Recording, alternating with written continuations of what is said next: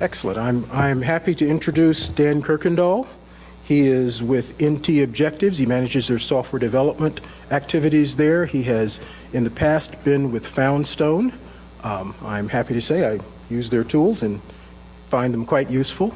And he's also worked with Fortis in the past. He'll talk to us today about the latest generation of web applications and how they have changed the game.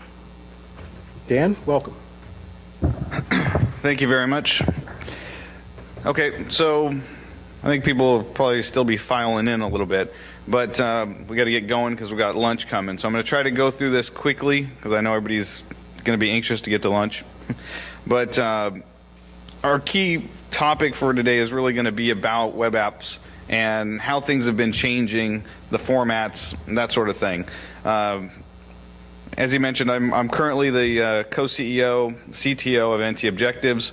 We do web application scanning. We've been, as a company, around for about 10 years, building NTO Spider, which is our core product.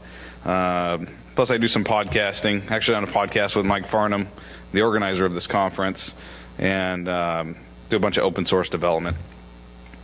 I'm going to kind of skip the stuff about the company. Stop by the booth. We're giving out the shirts. I think I'm wearing one here. So stop by the booth. We can give you more information about our products. So this is basically the overview of what I'm going to go through. We're talking about what the current trends are in application security, the importance that is really how important they're starting to become, what the focus is really in the security industry, and how the applications have been, kind of the legacy, or what I call Grandad's apps. I'm going to kind of go through how those look in comparison with what's happening now, what some of the new applications, how they send their data, including mobile apps, and really the lack of defenses involved. So why this all matters? Well, this is really becoming the focus. Most of the attacks are coming against the applications, most of the successful attacks.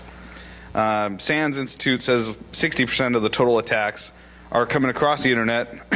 What we're seeing is that there's legislation that is trying to help, and standards like PCI, legislation around like HIPAA, Sarbanes-Oxley, those sort of regulations are coming into effect.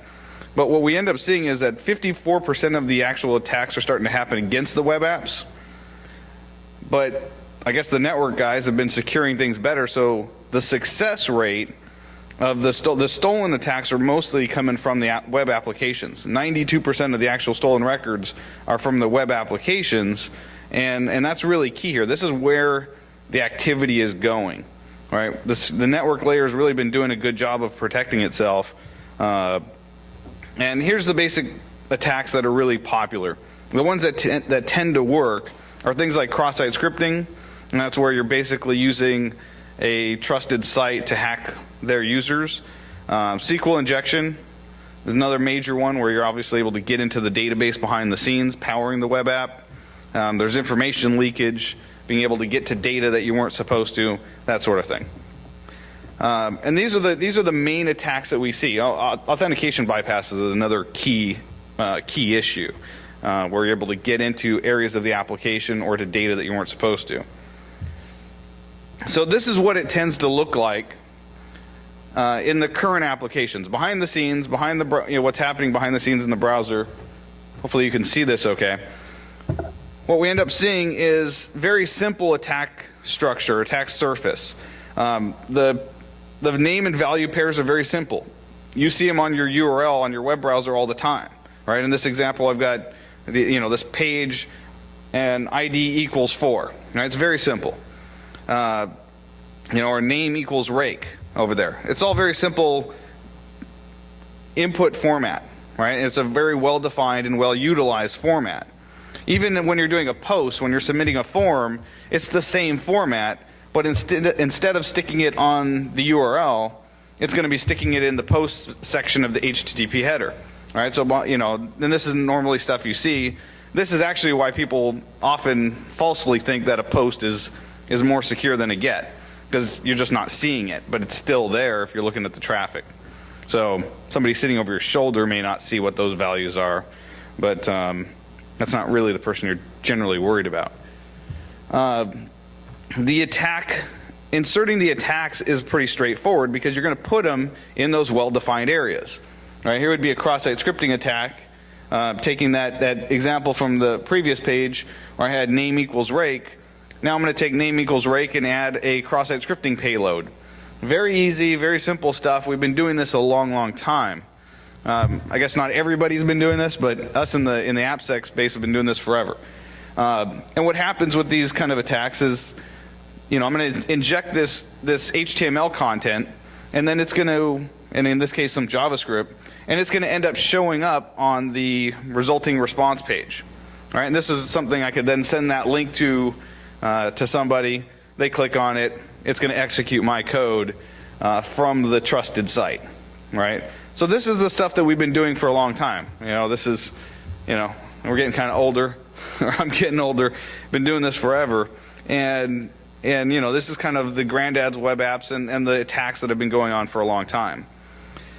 There's tools to help you find these issues, right? These classic, Grandad web app type of things, this, Web 1.0, whatever you want to call it. There are good tools to help you find these issues, right? Our product, NTO Spider, is one of them. There's AppScan, Web Inspect, there's Mobby Tuna. There's a ton of web scanners out there, all ranging in quality. There's source code review tools like Fortify, who I see out there.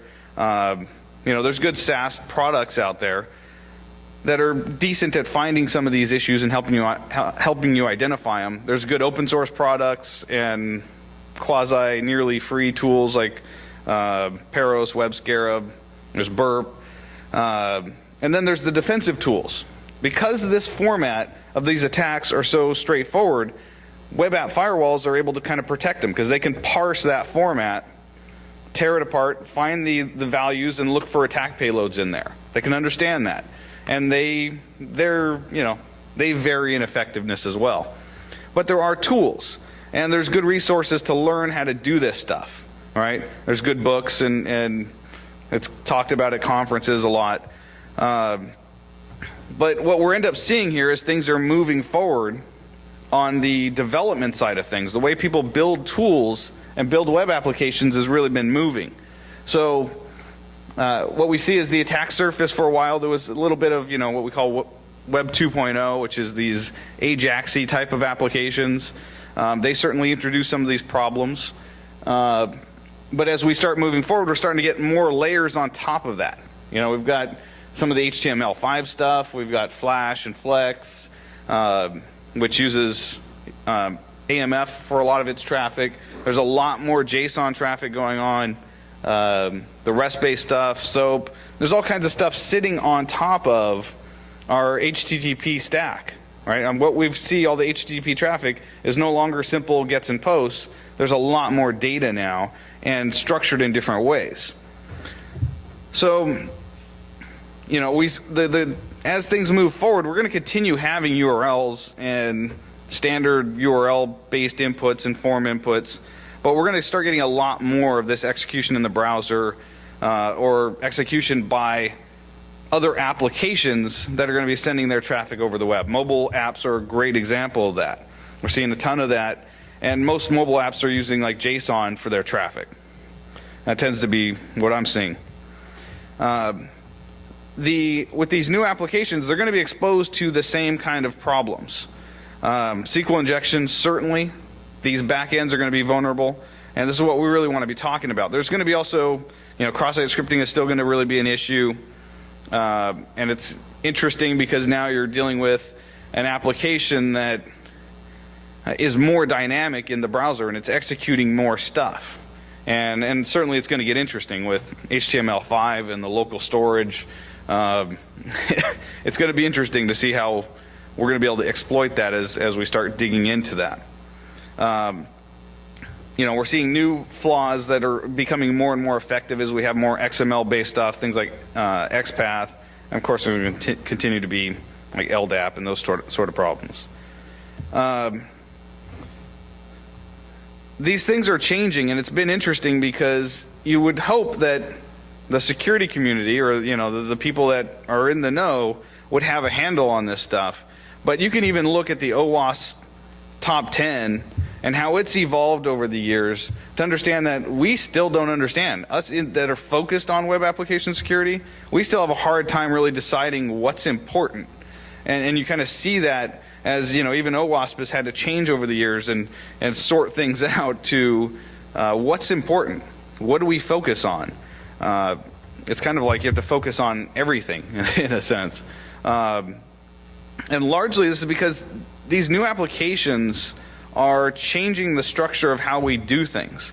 You know, instead of going, you know, we used to have a web browser that would go to a web server, it would do a whole bunch of parsing, and then it would go and talk to application services and databases behind the scenes.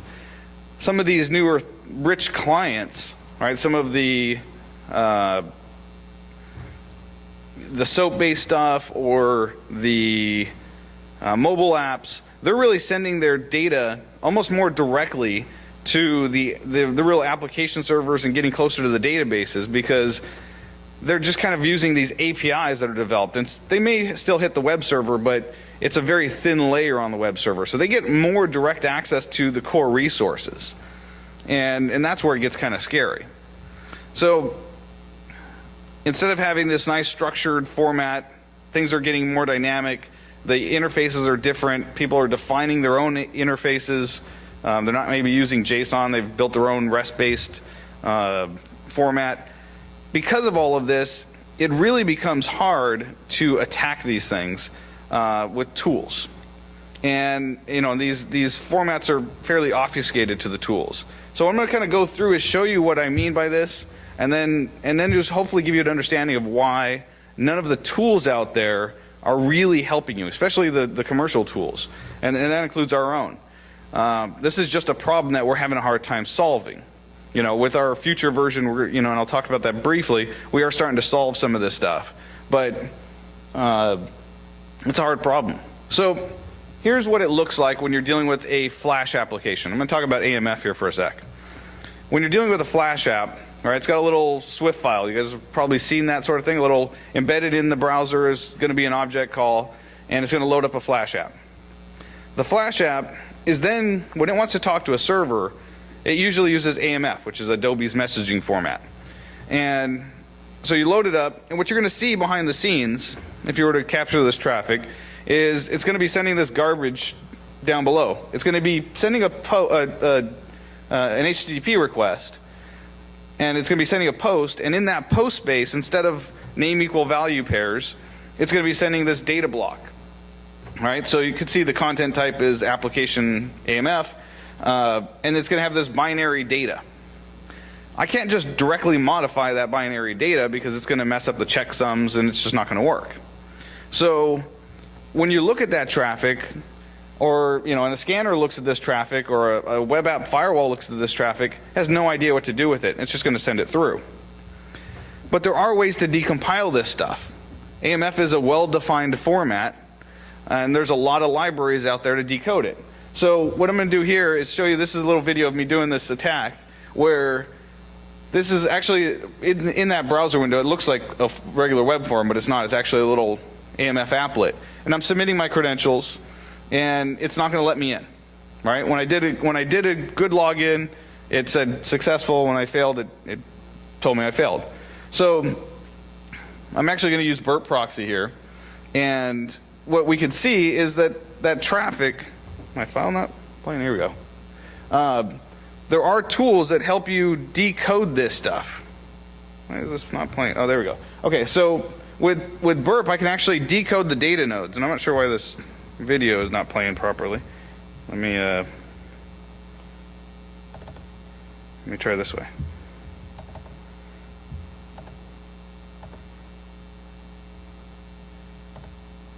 Yeah, there's the junk data. And so burp proxy has the ability to let you decode the data node. So it actually breaks it down into its object. And so you can kind of navigate this thing, and you can see the data nodes. Here we got admin and the password junk. And what's great with burp is it'll allow you to actually take and see the response, right? It says that I failed to log in. And then I could actually send this over to repeater, and then expand it out there and modify the data nodes, right? So I'm going to actually modify the password of junk and put in a little SQL injection attack, okay? Normal SQL injection stuff, you know, a simple or 1 equals 1 type of attack, and it's going to rebuild an AMF packet that's going to go out, send it, and actually now you can see that we got ourselves logged in, right? So this is all still very attackable, but people aren't doing it most of the time because it's not something that you're used to dealing with. So, you know, and the web scanners and, you know, various tools out there don't make this particularly easy, right? You have to really know, and even Burp's AMF encoder and decoder doesn't always work. It's a little flaky with some of the versions of AMF. So that's one format. JSON's another. And JSON has a couple different ways it can be done. JSON is what we call a serialized array. And so it can actually be very nested. You can have things, you know, basically lists within lists within lists, and it can all be structured that way. But it's a great data format. It's very easy to parse and easy to generate. Usually what we see behind the scenes is I kind of spread it out so you can kind of see all the different values there. Normally it's going to be shown as one line like down below here. But again, scanners aren't really handling this very well. Web app firewalls aren't handling this. And here's a little video. The videos aren't playing right, so I'm going to do them a little more directly. All right. I don't know why it's not zoomed in, but hopefully you can see it. What we got here is a little simple web app that's using JSON behind the scenes. This is grabbing some news, but then we also have a little stock feature. So it's going to do a stock ticker lookup. And what we're going to see behind the scenes is some JSON traffic. Okay?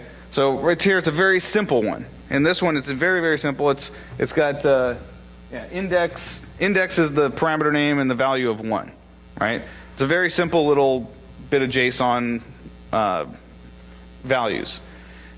And when you send that, the back end's going to be parsing it, and it's going to look up a record. Okay, very simple. I could change that now. I'm going to go ahead and do the same kind of SQL injection attack. I'm going to send it over to repeater. Still using burp here. And I'm going to change it. I'm going to toss in a little SQL injection attack. Yeah, there you go. Or 1 equals 1. Oh, okay. First I put a little single quote, and I get a SQL error back. Right? So I'm just kind of testing it out. So I know that it's connecting to a database and making a request based on that value. Right? So the application is going to parse that and deal with it. Then I'll go and put a more extensive SQL injection attack in there. Here we go.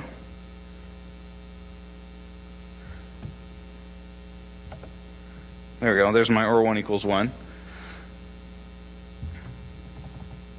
Oh, there we go. That's a lot better. All right. And now it's going to end up showing me all the records in that table. Right? So it just bypassed, doing one record at a time, and it's going to show me a whole list. And a lot of JSON backends will do that. That's a pretty standard thing that they'll do if they get multiple records. They just use their existing structure. And so I can get in there. I could do cross-site scripting the same kind of way, because this is going to take that JSON the response from that JSON request and generate content for the web page. I can even do cross-site scripting. Let me jump ahead a little bit. Well, it's going to have to go through it. Oh yeah, there. I put the cross-site scripting up on the top. And I just did that on the URL. Again, it's going to be sending that traffic. It's going to be just as vulnerable, same type of attacks, but the format is different. The way where you have to insert the payload keeps changing with these different formats.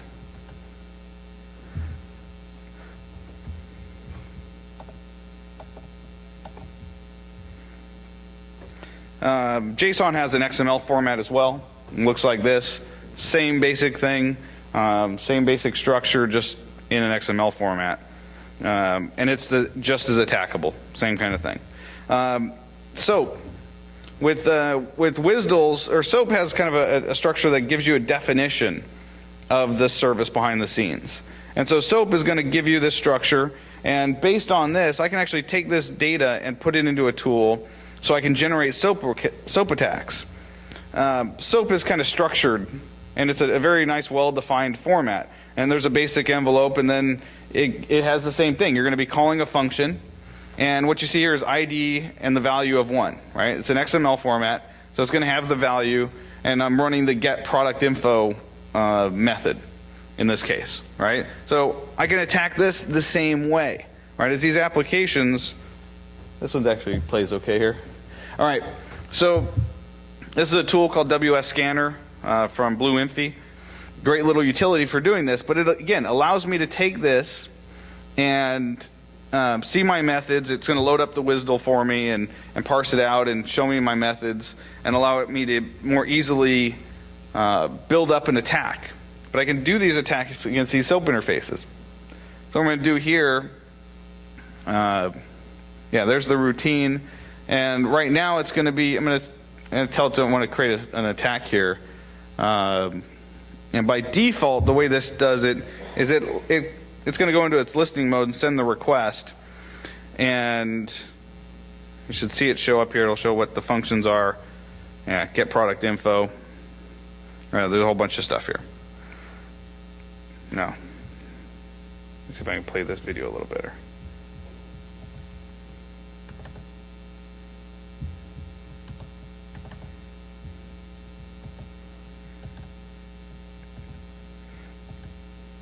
Yeah, so first I'm going to get the object, and it's going to start off by giving me a value of a star. So I'm going to put a 1 in there and send it.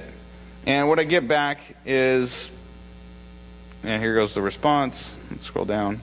What we're going to see is it's going to give me data about a movie here, or it's, yeah, Toy Story, Bugs Life. It's giving me some data. Oh, this is the object. If I switch over to the info, what I'm going to get back in my response is some information about one of the videos. This is like the back end. The back end is a video website, right? So it's going to Finding Nemo. That's my first record. I can go in there and change it and get different records. But now I can also yeah, so I can change it to a 2, send it. Let's skip a little ahead. We've got Bend It Like Beckham is the second record in this database. I can toss in a or 1 equals 1 type of attack, right? So if you can see there on the top section, it says 2 or 1 equals 1, right? So I can actually see, I'm putting in my attack payload, same kind of thing. As long as the back end doesn't validate the data properly, which is usually the case, I can go ahead and do my same attack. And what I'm going to see now is a series of records, right? So it's giving me a list of records. So I'm starting to see where I'm able to inject these attacks, see what the different records are in that table. This is, certainly once you get these type of locations that are vulnerable, you want to dig in deeper. But this is all a very manual process, right? I can do all this, this stuff with AMF, with JSON, with SOAP. All of these same type of attacks are still coming into play, but and people are getting more creative. I mean, the attacks are getting more interesting. Where I can inject these attacks, this is getting interesting. I mean, it's getting to be fun stuff. Some of the new attacks are interesting, like clickjacking, where it's kind of a play on some of the cross-site scripting attacks, where I'm going to inject stuff because I want to make you perform a certain function. I might need you to click on something, and to do that, I need to kind of trick you. Right, so this is a very simple example of a clickjacking attack. As we start getting into these new formats, what I'm seeing here is, there's this dialog that's going to show up on the screen. Do you want to send email to all users? Right, and normally you're going to say no. So what I may do is actually create a floating div or something that's going to be on the page that's going to sit on top. And so I'll create it where it'll have a different question. Right, do you want a free iPad? And I'll leave one of the spaces blank in there. And that's going to be what you're going to actually end up seeing, right? So when I merge them together, now of course they're kind of superimposed, you're not going to actually see the send email to all users. All you're going to see is, do you want a free iPad, right? And you click on yes, and now you've just performed the function that I wanted you to. All right, so things are getting interesting. People are attacking these back ends differently. Even the attacks on the browsers are getting more interesting and more creative.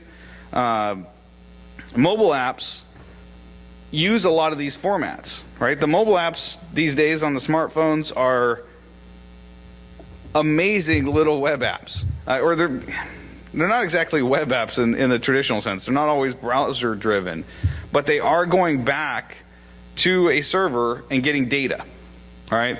You know, the Google phone, everything is constantly hitting the network and grabbing new updates to your contacts and all kinds of stuff.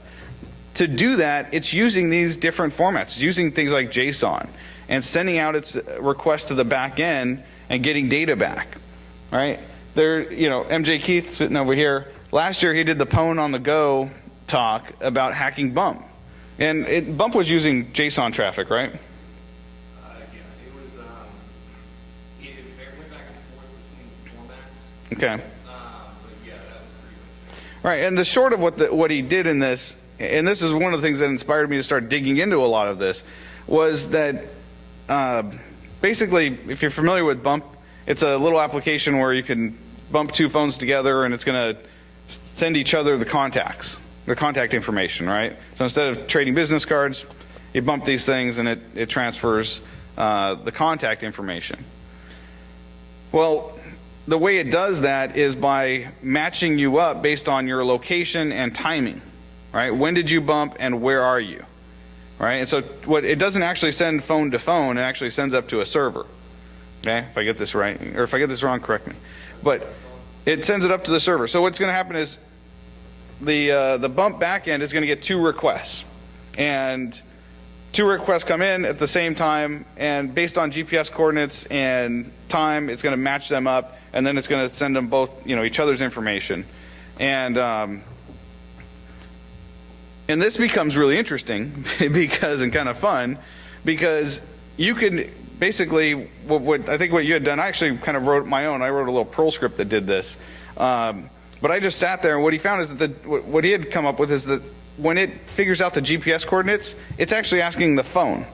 Right? So the phone's sending up its GPS coordinates, but it's also sending up its accuracy reading. Right? And GPS coordinates are, you know, usually accurate to 3 meters or whatever it's going to be. But it wasn't setting real boundary conditions on how accurate that was. All right, so the phone would decide. So with my little Perl script I wrote, I was able to set it up. I actually put it over the Moscone and made it accurate to within a mile. Right, so I kind of took the whole Moscone center, right, and just had this thing running in a script. And I would see people coming up, and I would get pairs. I'd get matched up, right, because mine's just fast and it's going fast, and you could potentially beat both of them. And what I tried to figure out, and I had difficulty with, but what you can kind of do is, I'm trying to remember how my developer did this, but the way he structured it was it would catch both of them, right? So let's say, you know, Paul's here and David's here, they bump each other. What would happen is our script would catch both of them, right? And say, okay, I've got these two. I would say, yes, I want that. I was the person I bumped. And I wouldn't, and they would get back kind of junk contact information, right? Or I would just not fully respond, and they would fail, right? And so they would bump again because it was like, well, that's not you, that's not right, right? And because I had like unknown for all my fields, and so they'd bump again, and I had both of their information, and I could actually now send them back each other's stuff, right? So now I'm sending them their legitimate data, but I've again intercepted both of these requests, and now I can alter data too. And he goes in deeper. I'm not going to go into this part of it, but he goes into exploit browser bugs by sending a malicious link, and then they click on the link in that contact information, and bad things happen, right? But these are getting interesting. But you need to understand how some of these backends are packaging up their data so that you can attack them. You know, the commercial tools out there, not really doing a superb job of this. You know, really, I haven't seen anybody else. We've got our product coming out in February that finally does this. We're able to handle AMF, JSON.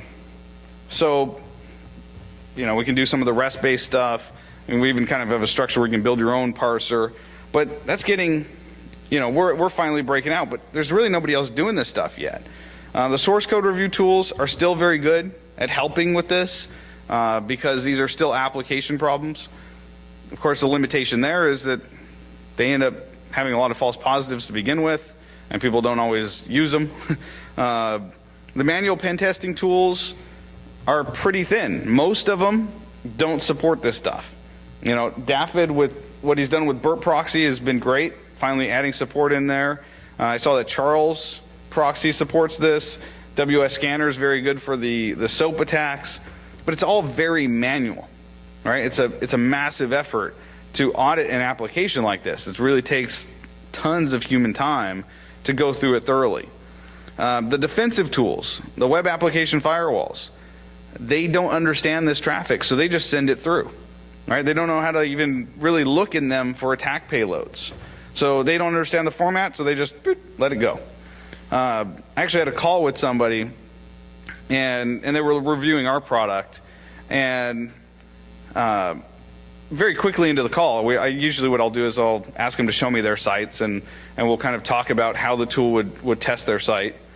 And I looked at it, said, oh, we're not going to handle this stuff, right? It's all AMF traffic. We can't help you right now. Maybe talk to us, February, March. We'll have a version that'll help you, but with today's version, can't do anything for you. He's like, really? Why not? And I kind of went through it and explained a lot of this stuff to him. And he's like, well, what about the web app firewalls? Actually, I said, the web app firewalls aren't going to be able to handle it either. I said, well, I'm on the phone. I'm actually ready to purchase this WAF, and they told me it would work fine. And I said, well, it's not. Right? I don't care what they're telling you. It's not going to protect your application. They don't have the ability at this point to parse these things and to inspect them. They're just going to forward the traffic.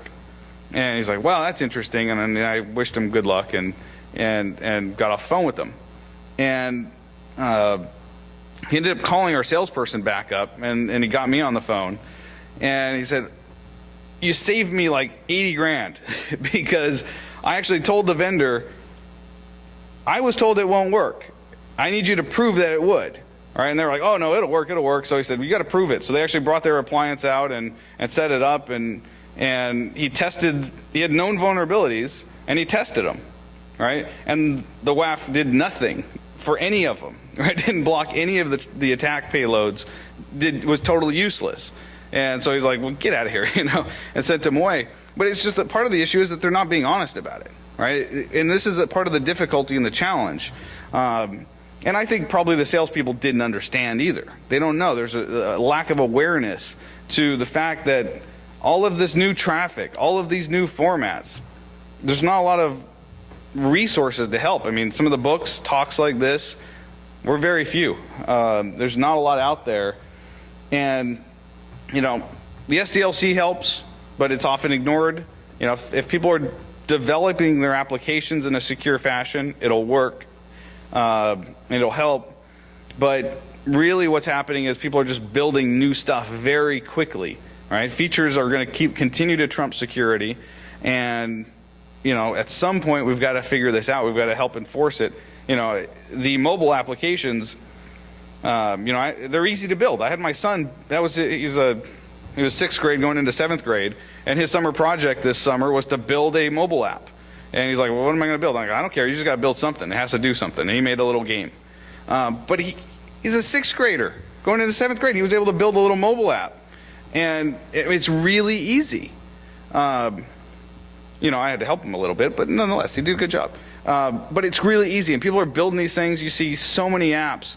And the ones that are turning around and talking to the back end, how many of them have developers that understand how to validate inputs, either on the app that's sitting on the phone or when they build their back end to support the thing? All right, I did this with, Words with Friends.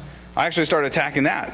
And it had 2 calls. I had one call to check the word and another one to submit it. They had actually broken it into 2 calls, which was really stupid. And so I was able to ignore, I had a little proxy running. I was able to ignore or actually modify it so that it would tell my local Words with Friends that the word was okay, and it would shove it on its screen and send it as its submitted word, and I was sending junk. And I was playing with my cousin, and he's like, that's not a word, how did you do this? But these back ends, they don't understand how to validate input. They're not thinking about it that way. So these new standards are popping up all over the place. People are building their own REST-based stuff. It's getting crazy, and the commercial products are having a very hard time. So I don't have a lot of things to help you solve this problem. I don't really have ways to point you to that. This trend is going to continue. Hopefully DAST and SaaS vendors, like ourselves, hopefully we're going to continue to innovate and start moving into this space and starting to help. And really the vendors, I kind of pinpoint the defensive tools, but it's not just them, it's also any of the testing tools.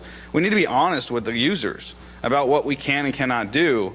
And maybe that's going to help some of these users start to understand, well, maybe we don't want to implement this stuff yet because we can't test it for, the security issues yet. But if we're going to, then we're going to have to spend the money for professional services to help audit these things.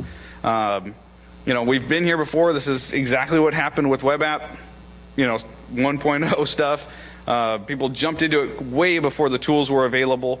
We've been here before. And really, what I'm just trying to do is make people more aware of these issues, of the fact that as you start moving forward with these protocols, with these new standards, there's not a lot in the way of security tools to help you defend yourself and test these for the security issues. So that's it. Now we're open to questions.